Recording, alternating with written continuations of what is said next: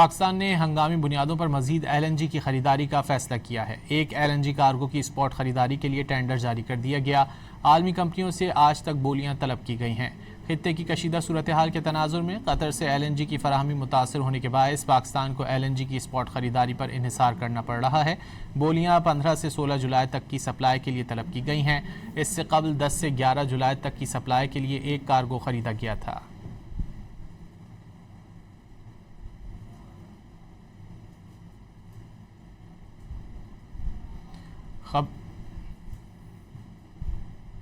पाकिस्तान ने हंगामी बुनियादों पर मजीद LNG की खरीदारी का फैसला किया है। एक LNG कार्गो की स्पॉट खरीदारी के लिए टेंडर जारी कर दिया गया।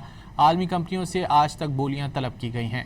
खित्ते की कशीदा सूरत हाल के तनाजुर में कतर से LNG की फराहमी मुतासर होने के बायस पाकिस्तान को LNG की स्पॉट खरीदारी पर इन्हिसार करना पड़ रहा है। बोलियां 15 से 16 जुलाई तक की सप्लाई के लिए तलब की गई हैं। इससे कबल 10 से 11 जुलाई तक की सप्लाई के लिए एक कार्गो खरीदा गया था।